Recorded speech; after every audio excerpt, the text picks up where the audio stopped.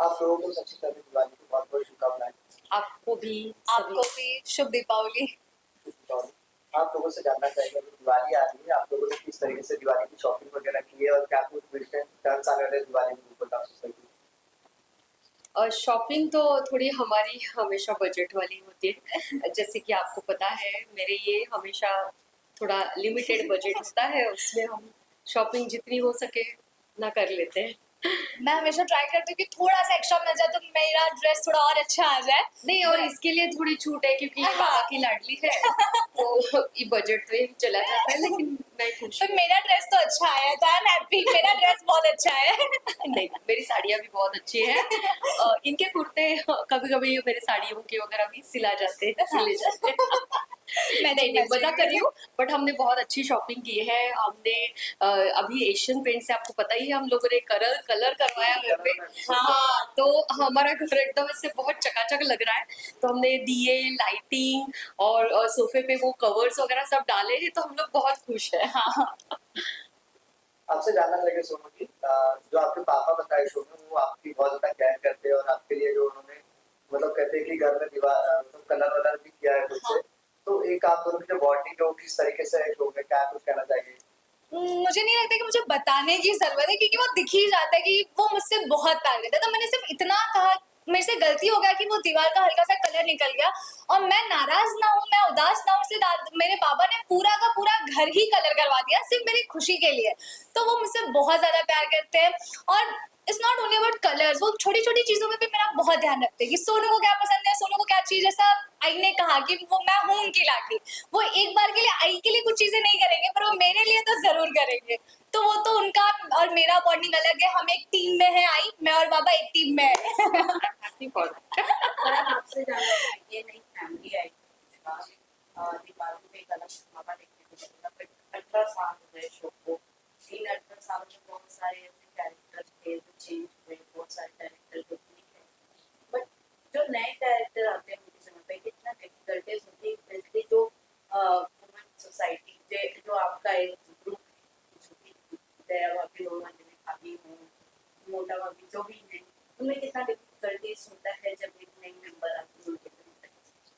अगर आप रिसीविंग आपका ओपन है और आप वेलकम करना चाहते हैं, तो वो ऑटोमेटिकली हो जाता है। उसको अलग से मुझे लगता है एफर्ट्स नहीं लेने पड़ते कभी भी।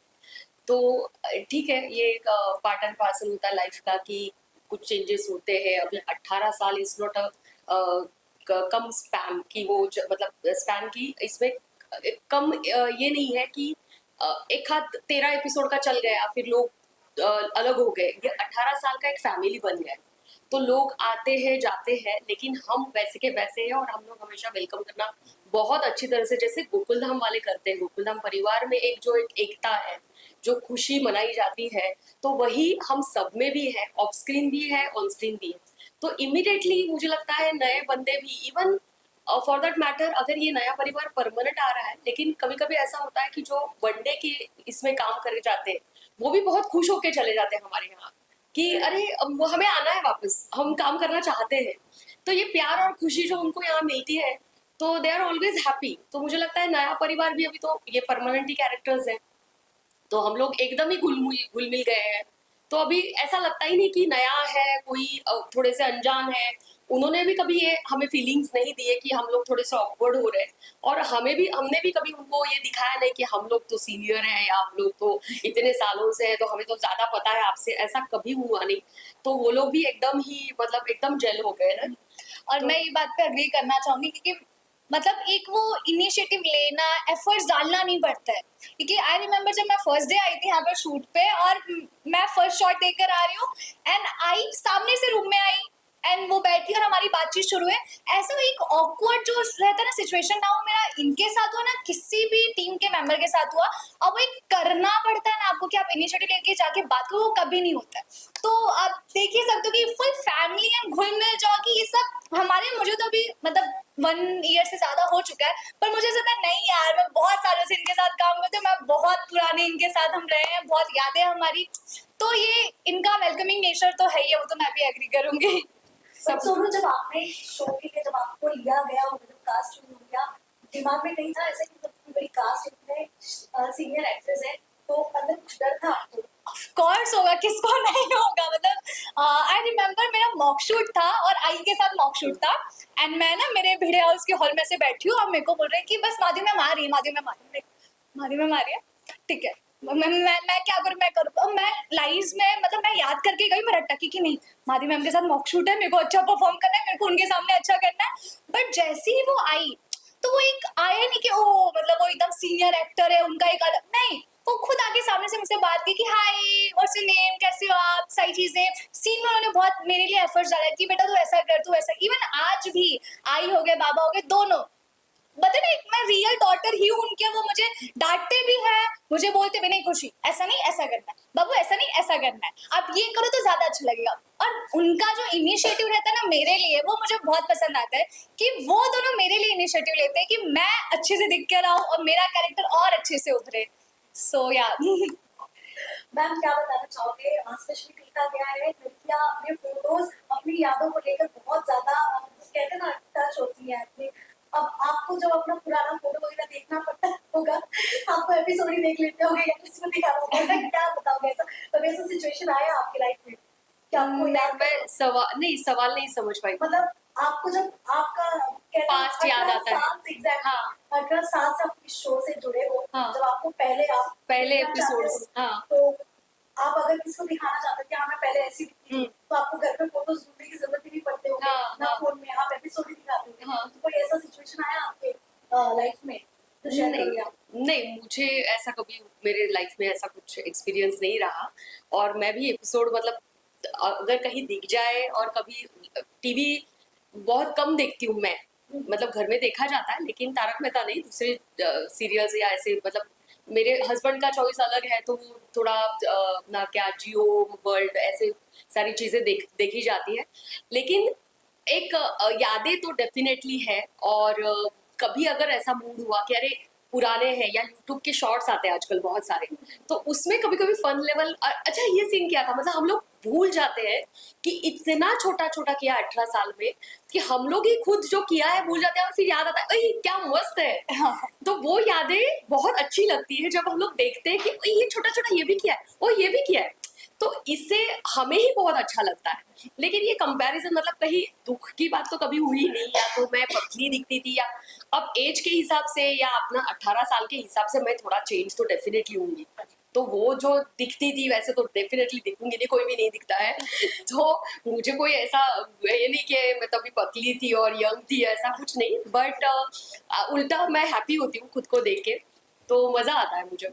ऑल्सो मैम कई कई ऐसे आइकॉनिक एपिसोड्स जो बने हुए हैं, जैसे जब पेट नीचे हाथी डॉक्टर अटक गए थे और सोसाइटी में भूतनी की एंट्री हुई थी, वो सारे दिन याद आते हैं आपको? अब तो बहुत ज्यादा डेफिनेटली यार। मेमोरी शेयर करना चाहेंगे?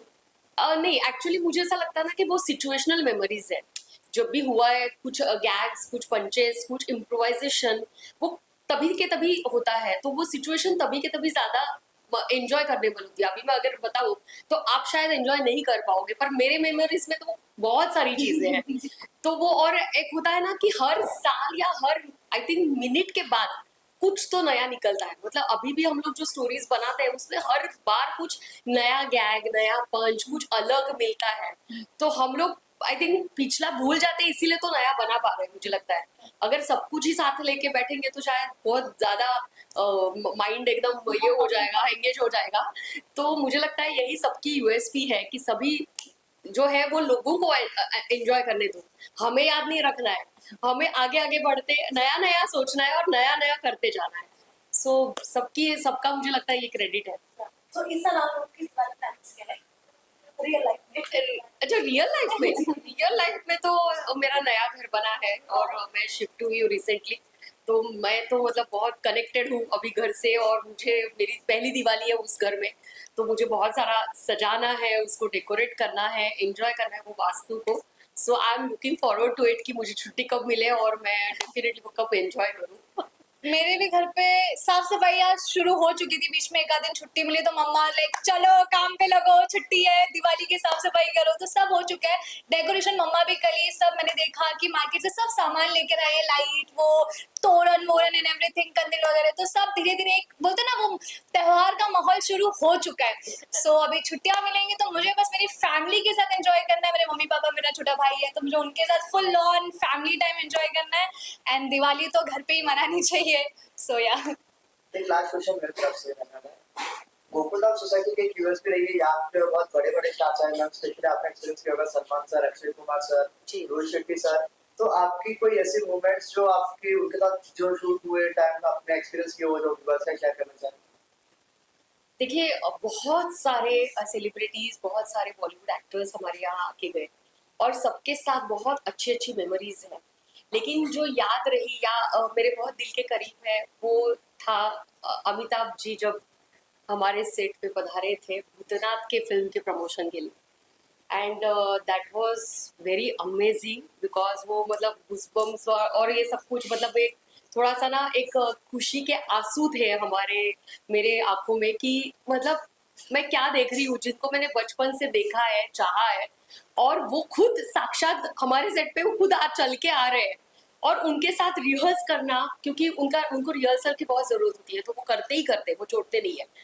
तो उनका जो एक एक तरीका था काम करने का वो इम्प्रेसिव था और उनके साथ डायलॉग्स बोलने थे। अंदर बहुत डर चल रहा था कि बाप रे, मतलब कि बाप रे निकलेगी कि नहीं डायलॉग्स हमारे मुंह से, ऐसा सब टेंशन था। एंड सामने वो एक औरा खड़ा था हमारे सामने और that was amazing amazing and I am so blessed कि वो एक्सपीरियंस मैं उनके साथ कर पाई। एंड वो मेमोरी बहुत बड़ी है मेरे लिए।